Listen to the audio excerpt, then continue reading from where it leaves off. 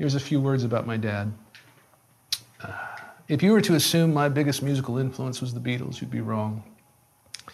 That title belongs to a little-known country singer named Edd McNeely from Tremont, Utah, a recording artist for the Faber Records label out of Burbank, California. In the mid-'60s, my dad moved to Southern California to work with a record producer named Faber Robinson. Faber had discovered and had hit records with Johnny Horton, Ned Miller, Johnny Russell, and most notably country legend Jim Reeves. Between 1966 and 1972, Faber had released a handful of singles on my dad. I wore those vinyl 45s out when I was a kid. My dad, in my eyes, was a star, and I was without a doubt his biggest fan. By 1970, my dad had decided that he would focus more on producing and engineering rather than being an artist. So Faber and my dad decided to partner in a small recording studio at our house in Southern California. This was not common at that time. So from the time I was born until I was about 13 years old, music was a constant in our home. Some of my fondest childhood memories were staying up late with my dad in the studio and playing with Hot Wheels cars under the console while he worked away at a mix. I literally grew up in a studio. My dad always let me hang out during recording sessions, and he almost always took me with him when he and the guys would go to lunch at Coco's restaurant. I started playing guitar pretty much as soon as I was big enough to hold one. My dad showed me my first 3 chords, G, D, and A7. And away I went.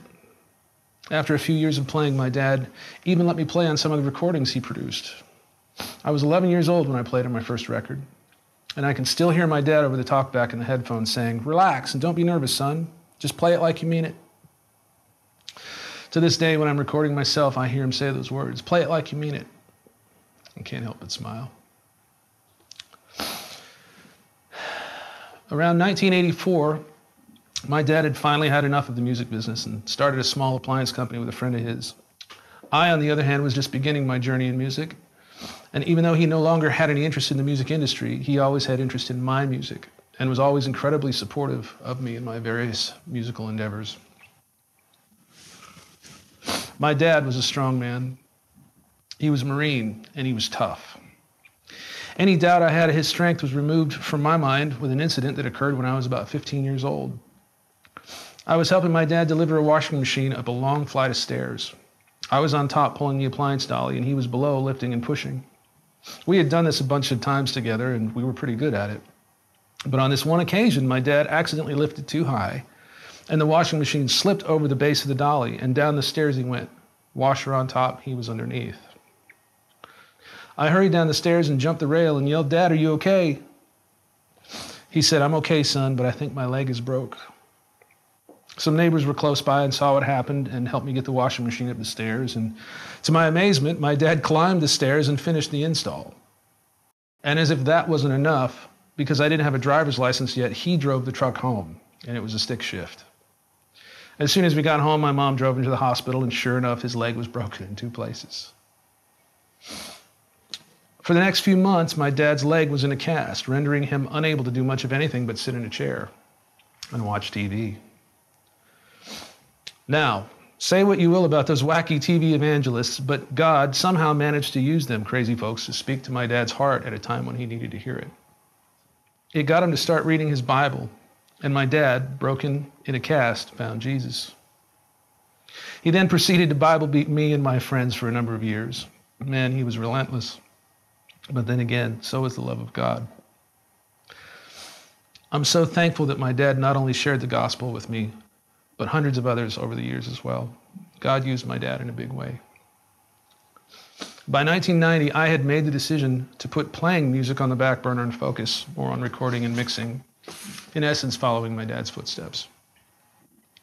By the year 2000, I was starting to see some success in the music business, and my dad never had a problem letting me know how proud of me he was. In fact, much to my chagrin, he was very vocal about my success whenever I was with him. He was not afraid to let anybody know. Be it a waitress, a cab driver, a hotel clerk, a flight attendant, it didn't matter. He was proud of me, and he wanted the world to know it. As embarrassing and awkward as it was at times, it was always great to know that my dad gloried in my success, no matter how big or small. Around 2006, after many years of coaxing, Laurie and I finally convinced my parents, and pretty much our entire family, including her side as well, to move to Nashville from Southern California. It was around this time I started playing music again for fun. I began to record these one-man band cover songs and making videos for YouTube. My dad absolutely loved them. I would burn him a CD of the music and he would listen to it 1,000,000 times in a row, just about making my mom crazy. I even liked the rock stuff too, he would say, and that was kind of a big deal because he wasn't a fan of rock music. Anyways, in tribute to my dad, I've recorded a one-man band cover song for him. While I usually do these projects entirely by myself, I've asked my dear friend Suzanne Gill to help me out on the background vocals, as my dad absolutely loved her voice. And also my dear brother-in-law Jim for helping me out with the video. The song is called Go Rest High on That Mountain, and it was originally recorded by Vince Gill. I took a huge liberty and changed a few words to make it a bit more personal. Vince, if you see this video, I hope you'll understand and forgive me. And man, if you'd like to change the words to any of my songs, you're more than welcome to. Dad, this is not goodbye. It is only till we meet again. I love you.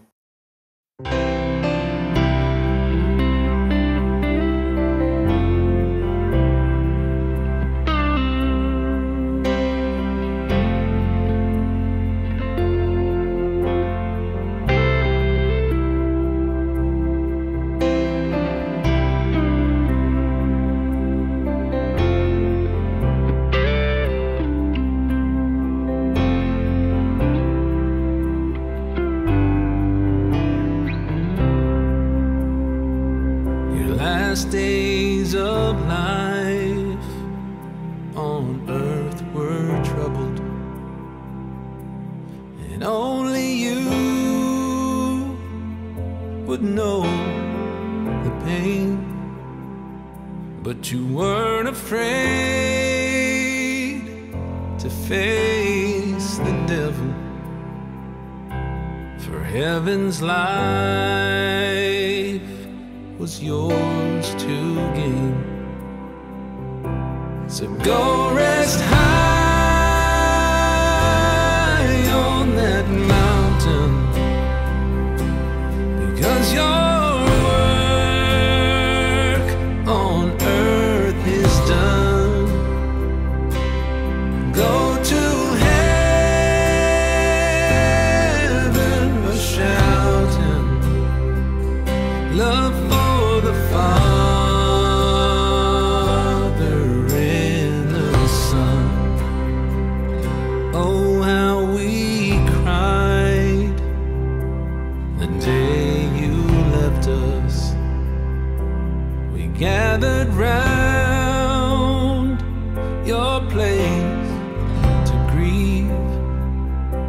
Wish I could see the angels' faces when they hear your sweet voice sing. So go rest high on that mountain, because your work on earth is done. Go to heaven a shouting love for the Father and the Son.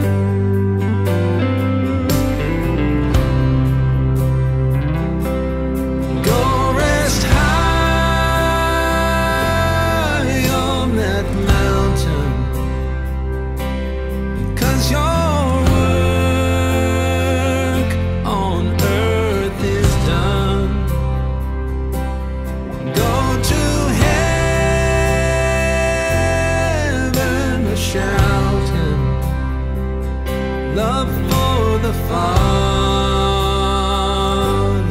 and the Son. Go to heaven a shouting, love for the Father.